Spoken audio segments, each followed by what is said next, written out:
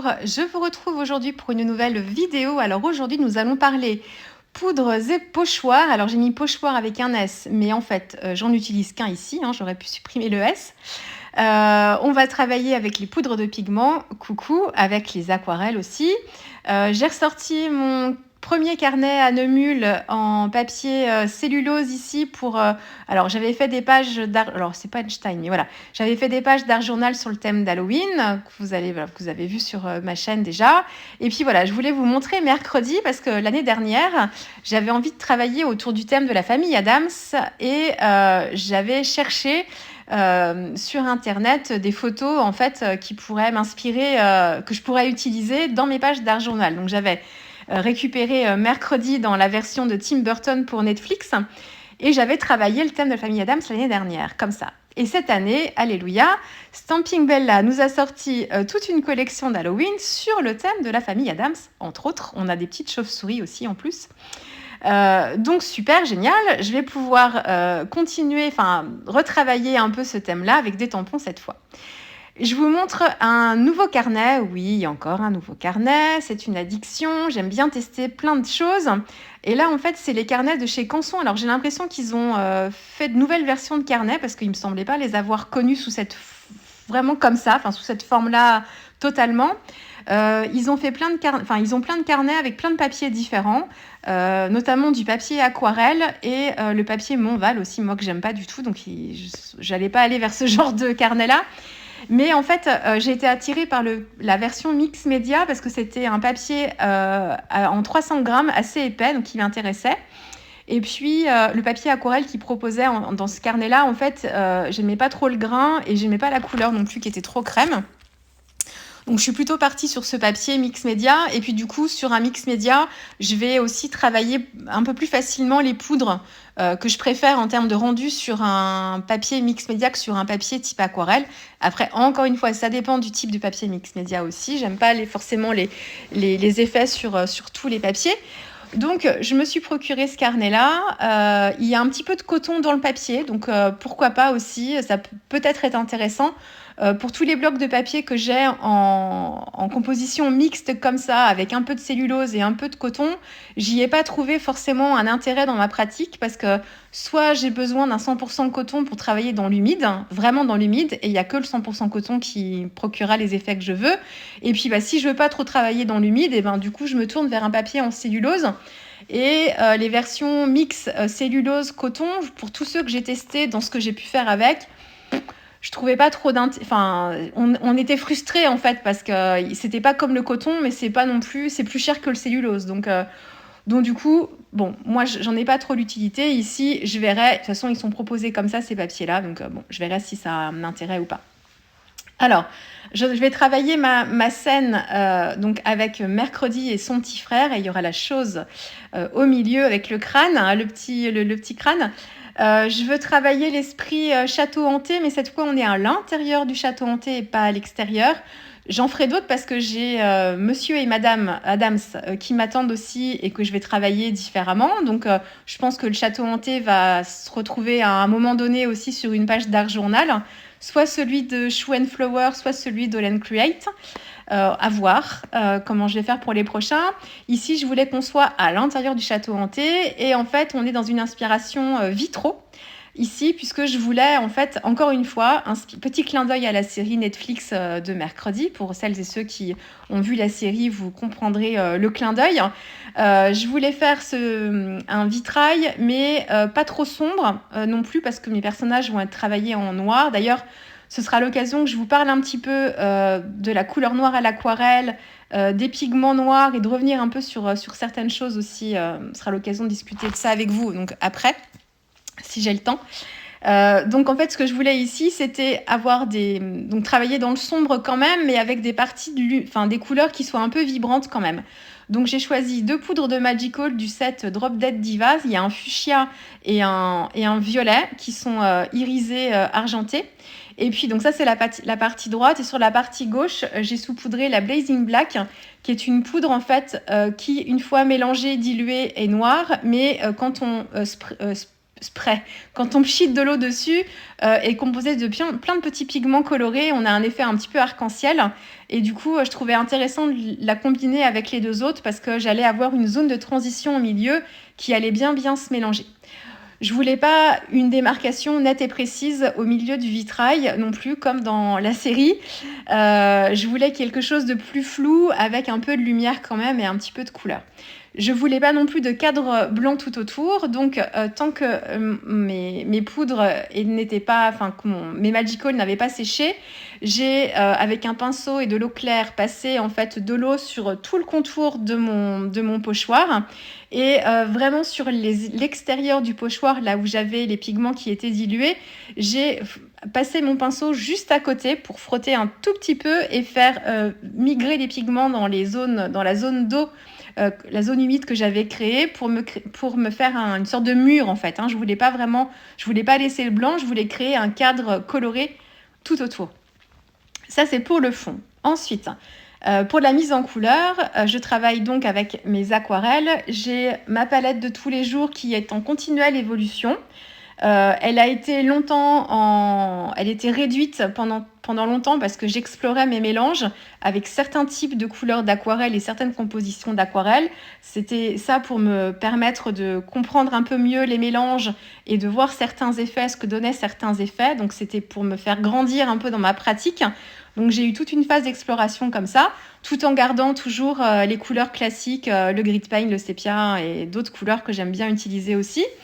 Donc voilà, pendant tout un temps ça a été ça. Et puis là, je suis en train de réintroduire des godets et j'essaye de faire tourner un peu mes couleurs pour en redécouvrir certaines que j'utilise pas beaucoup. Donc en fait, elle change tout le temps, cette palette-là. Elle est en continuelle évolution. Alors j'ai toujours mes couleurs chouchou et je ne travaille pas en monomarque ici puisque j'ai du Winsor & Newton, du Sennelier, du Schmick et du Daniel Smith. Donc autant vous dire que je fais travailler toutes les marques parce que dans chacune des marques, je vais avoir des préférences en termes de couleurs. Le grid paint, je préfère celui de Sennelier. L'indigo, ce sera Schmick. J'ai un rose très flashouille. Le lilas de quinacridone, ce sera Daniel Smith. Enfin, voilà. Donc, en fonction de mes tests, de toutes mes explorations, de tout ce que vous me voyez faire dans mes vidéos depuis déjà maintenant plusieurs années, eh bien, je change, je renouvelle et j'affine un petit peu plus en fait mes goûts et ma façon de travailler. Et on est toujours en train d'apprendre de toute façon dans n'importe quelle pratique. On est en apprentissage perpétuel.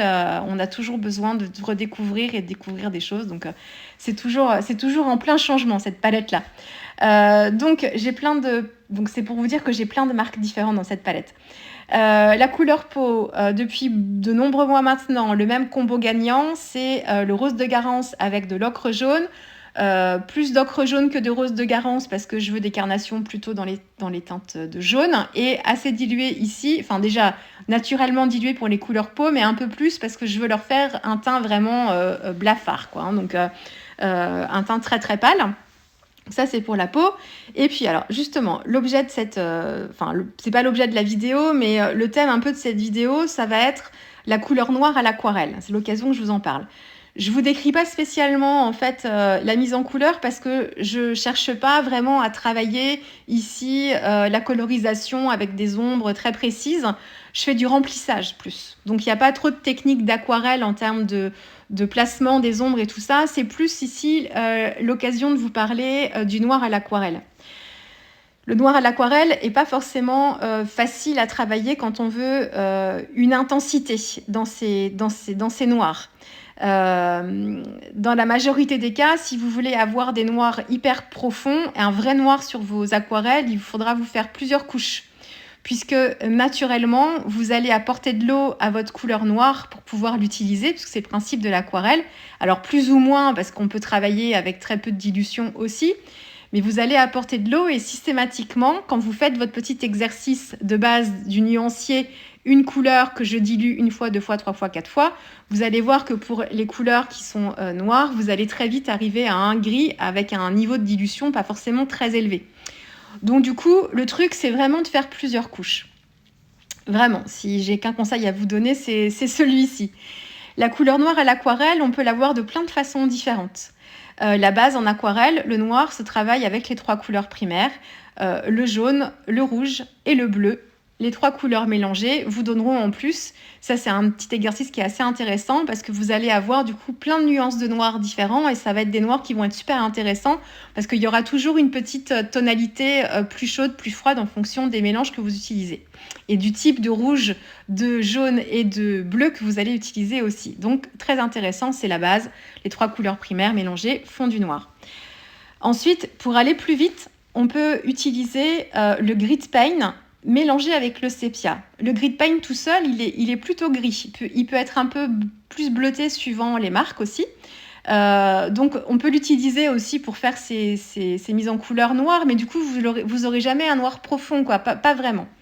Le sépia, lui, est plus dans les marrons très foncés, mais on n'est pas encore dans le noir vraiment. Et quand on mélange les deux, en fonction de la proportion de l'un et de l'autre, vous allez avoir un noir beaucoup plus intense, beaucoup plus profond.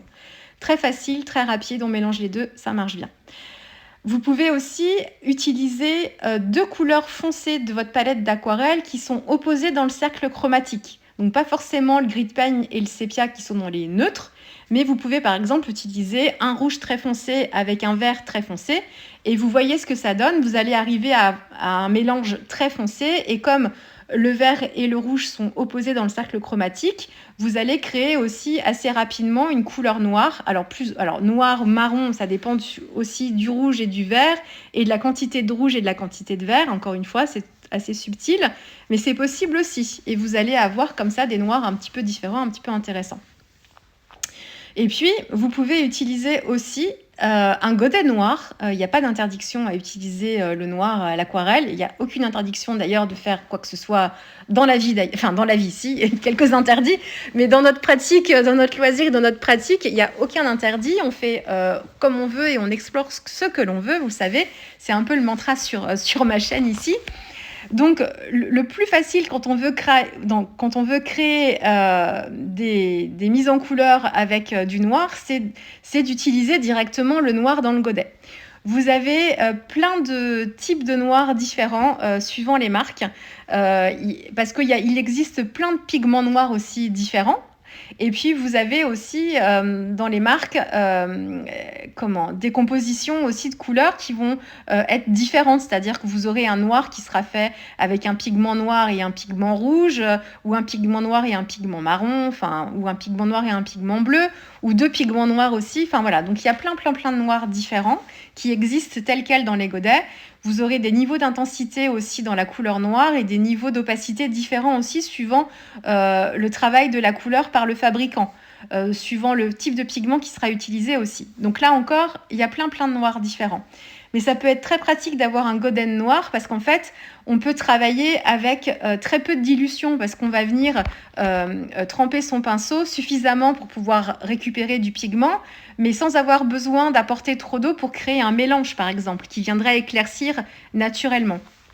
Donc ça peut être très pratique aussi d'avoir un godet noir dans ses palettes. Moi ici, j'ai utilisé un godet de noir de chez Schmick. Je ne sais plus s'il s'appelle gris charbon ou gris noir charbon ou noir ardoise ou gris ardoise. Je ne sais plus son nom. Mais c'est un noir que j'aime bien parce qu'il est assez neutre et assez froid dans mes gris justement quand j'utilise en version grise. Et pour l'intensifier un petit peu parce qu'il n'était pas assez profond, je lui ai rajouté un petit peu d'indigo de Schmick parce que c'est un indigo que j'aime bien, contrairement à d'autres indigos dans d'autres marques, encore une fois, par rapport à ce que j'aime de mon côté dans ma pratique. Donc j'ai fait mon mélange et puis j'ai commencé plutôt dilué au début, moi là pour le coup, pour voir un peu ce que ça donnait et puis ensuite j'ai fait des couches successives. Mais autrement, j'aurais pu aller taper directement dans le godet de noir en essayant de diluer pas trop et de me faire une couche pour voir déjà ce que ça donnait. Peut-être que ça m'aurait suffi et puis d'en faire une deuxième peut-être au besoin. Donc voilà, donc la couleur noire à l'aquarelle, elle est intéressante, c'est très bien de les créer soi-même parce que du coup c'est toujours formateur et puis ça permet d'avoir des nuances différentes, mais avoir un godet noir ça peut être pratique aussi. D'ailleurs, chaque marque d'aquarelle, quand elle vous propose des palettes de démarrage, que ce soit en aquarelle fine ou extra fine, elles ont presque toutes systématiquement un godet noir à l'intérieur, un godet noir et un godet blanc. Alors, il y a beaucoup d'aquarellistes qui vous diront on n'utilise pas de godet noir parce que le noir, on le fabrique avec nos couleurs. Et puis, pareil pour le blanc, on n'utilise pas de blanc. Alors, il y a rien d'interdit, encore une fois, je le répète.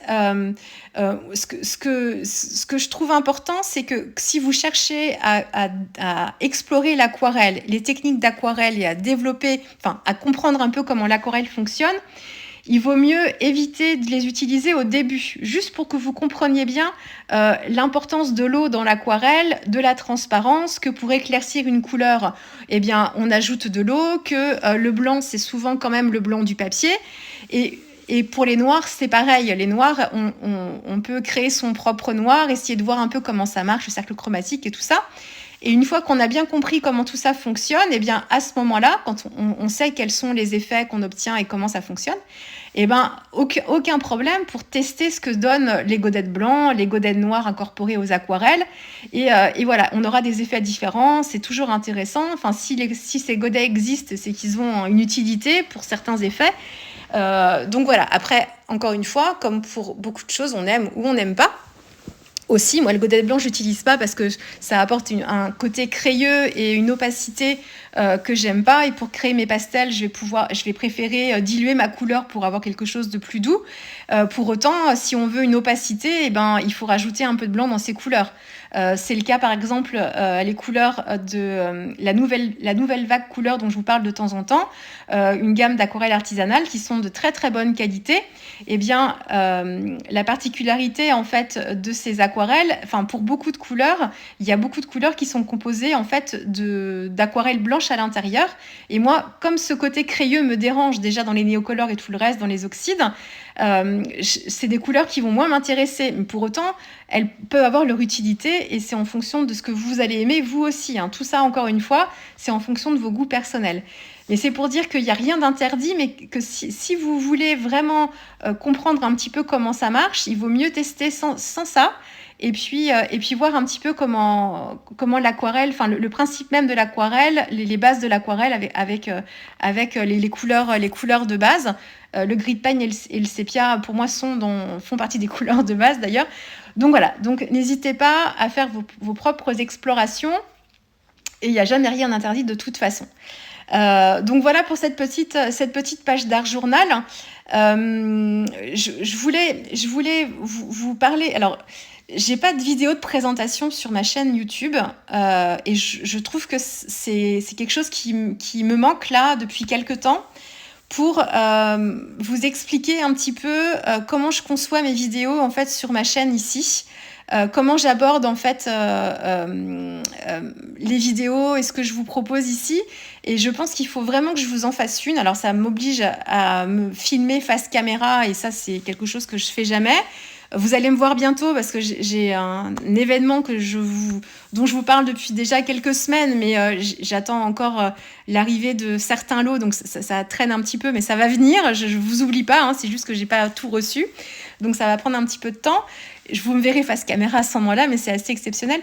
Mais j'avais envie il faut vraiment que je pense à vous faire une vidéo comme ça. Je vais vous en parler là, mais il faut vraiment que j'en fasse une dédiée pour vous expliquer un petit peu comment je conçois mes vidéos ici. Alors, celles qui me suivent depuis longtemps, vous savez comment je fonctionne. Mais c'est que dans la majorité des cas, tout ce que je vous propose, ce ne sont pas des cours. J'ai quelques vidéos de base aquarelle ou des vidéos où je vous explique le b.a.-ba sur les poudres de pigments, sur les magical, des choses comme ça. Et ça, ce sont un peu plus des cours parce que je les prépare en amont, je réfléchis à ce que je veux vous dire, je prends des notes. Enfin, c'est vraiment... Il y a une ossature de cours, en fait, que je vais travailler avant, qui va me prendre du temps aussi. Voilà, mais qui est nécessaire parce que j'aborde un médium et que je vais vous expliquer plein de choses. Donc, ça, j'en ai de temps en temps. Mais l'essentiel de ce que vous voyez sur ma chaîne, ce sont mes sessions de scrap. Donc, c'est ce que je me filme en train de faire une session de scrap. Donc, en fait, je m'installe à ma table. J'ai envie de faire une réa. Je ne sais pas encore quoi, souvent, c'est comme ça. J'ai envie de faire une réa. Je m'installe à ma table, je fixe la caméra et je me filme. Et je filme juste, en fait, ce que je suis en train de faire. Et après coup, quand je vous fais le montage voix, je vous explique ce que j'ai fait. Mais il y a jamais trop d'anticipation et ce sont pas des vidéos en fait qui sont préparées à l'avance. C'est-à-dire que je vais pas y réfléchir et elles sont pas construites non plus de façon très précise. Hein. J'ai pas de travail de préparation avant. Donc c'est ce qui me permet aussi de peut-être vous en proposer pas mal, c'est que en fait, presque dès que je vais m'installer à ma table de scrap, en fait, je vais me filmer. Après, il y a des vidéos que je vais pas forcément vous proposer parce que il se sera passé un truc ou parce que j'ai pas eu envie de commenter pour X ou Y raison. C'est assez rare en général. Hein. Vous voyez bien, toutes mes réas, vous les voyez en vidéo comme dans l'ensemble. Mais c'est pour ça aussi que il y a peut-être pas trop de lassitude non plus de mon côté. C'est parce que s'il y a des moments où j'ai pas envie de scraper, parce que j'ai pas d'envie, parce que j'ai envie de me poser un peu, parce que je suis fatiguée comme tout le monde, vous n'aurez pas de vidéo. Puis par contre, quand je suis dans une bonne énergie créative, vous allez en avoir plusieurs parce que je vais me filmer presque systématiquement. Et il n'y a pas un gros travail non plus donc il n'y a pas de travail de préparation pour ces vidéos-là. Et il n'y a pas non plus un gros travail de montage. Mes vidéos elles sont faites de façon assez spontanée en fait. Et mon doublage voix, il est aussi fait, il n'est pas anticipé. C'est en fonction de ce que j'ai envie de vous dire quand je regarde la vidéo après coup. Donc c'est tout ça pour vous expliquer un petit peu ce que vous pouvez trouver ici sur ma chaîne. Et donc, en fait, toutes les vidéos que je vous propose ici, elles sont le reflet de mes sessions d'art journal. Donc, si je suis en train d'explorer un médium à ce moment-là, vous aurez mes explorations. Quand je suis en train de travailler avec une palette réduite d'aquarelle parce que je veux travailler différemment, essayer de comprendre un petit peu comment ça fonctionne, vous aurez une série de vidéos sur cette thématique-là. Mais c'est vraiment en fonction... en fait, c'est comme si vous étiez avec moi pendant que je suis en train de faire ma page d'art journal, en fait. Hein, c'est un peu ça, en fait, le truc. Donc voilà, ce ne sont pas vraiment des vidéos sous format de cours. Et c'est pour ça aussi que je vous transmets, en fait, très très peu par écrit. Ma façon de partager avec vous, elle est plus orale qu'écrite. Donc, vous avez peu de choses en description. Enfin, voilà, il y a très peu de parties écrites parce que mon moyen de communiquer avec vous, il est plus à l'oral en fait dans mes vidéos. Et c'est pour ça aussi que vous n'avez pas forcément de partie mise en musique non plus, contrairement à d'autres chaînes YouTube qui vont préférer mettre des parties plus en musique. Parce que moi, je vous transmets, voilà, je vous explique et j'ai besoin de partager comme ça, en fait, par oral et pas forcément par écrit. Donc voilà, après, on a toute notre façon d'aborder, en fait, notre loisir créatif et on a toute une façon différente de vous partager, en fait, notre loisir. Donc c'est la grande richesse de YouTube pour tous les YouTubeurs et les YouTubeuses, c'est que vous avez plein de formats de vidéos différents, donc c'est super intéressant pour vous, pour nous d'ailleurs, pour tout le monde d'ailleurs, d'avoir des formats de vidéos différents et comme ça on va y piocher un petit peu ce qu'on veut. Mais voilà, donc c'était juste pour vous expliquer ça et que c'est peut-être pour ça que je me lasse pas forcément de vous faire des vidéos. Ça fait 6 ans maintenant que je vous propose ça, parce qu'en fait, tant que je suis pas lassée de faire du scrap ou de l'art journal, je suis pas lassée de vous faire des vidéos parce que pour moi c'est un petit peu la continuité. Donc, je me mets pas de contraintes non plus sur ce que je vais vous proposer comme tuto vidéo non plus. Si pendant 5 sessions d'art journal, je fais 5 sessions avec l'aquarelle et les mêmes aquarelles, les mêmes produits, les mêmes techniques, vous aurez 5 vidéos en fait sur la même thématique. Qui pourront peut-être en lasser certaines, me dire mince, elle nous repropose encore la même chose. J'ai envie de vous dire, c'est pas, enfin tant pis. Après, voilà, il faudra laisser passer quelques vidéos parce qu'au bout d'un moment, moi aussi j'aime bien le changement. Hein, donc c'est jamais non plus 10 vidéos à suivre pareil, mais j'aime bien faire d'autres choses moi aussi. Mais en fait, je fais pas les vidéos en fonction de ce que vous attendez vous, je les fais en fonction de ce que j'ai envie de faire moi. Donc c'est pour ça aussi que y a pas de lassitude ou que je me focalise pas non plus sur les vidéos qui vont vous plaire ou moins vous plaire. Les vidéos sur le collage et sur l'acrylique par exemple, c'est des choses qui vous intéressent moins chez moi, enfin sur ma chaîne. Vous préférez quand je travaille les produits Aquarellab par exemple. Pour autant, si moi j'ai envie de travailler ça, je vais quand même le faire et je vais quand même vous partager, même si du coup mes vidéos elles vont faire un petit peu moins de vues. c'est pas le succès des vidéos qui m'intéresse ici. En fait, c'est je vous partage juste mes sessions de scrap. Donc quelquefois ça plaît, puis quelquefois ça plaît un petit peu moins, ou c'est pas ce qui vous intéresse sur le moment, bah, c'est pas grave. Voilà, il y aura peut-être d'autres vidéos plus tard qui vous intéresseront. Donc voilà, donc il s'est rien passé de spécial pour que je vous raconte ça non plus, hein, pas du tout. Mais je pense que c'est vraiment moi qui me dis, il faut vraiment que je fasse une vidéo spéciale présentation de chaîne pour expliquer un petit peu ce qu'on peut trouver ici et pour préciser un petit peu les choses. Donc voilà pour c'est cette grosse parenthèse qui nécessitera une vidéo à part qu'il faut que je fasse. Je vous laisse avec les dernières photos, la dernière photo que vous avez eu le temps de bien voir là du coup, et puis nous on se retrouve vite pour une prochaine vidéo. Allez, au revoir.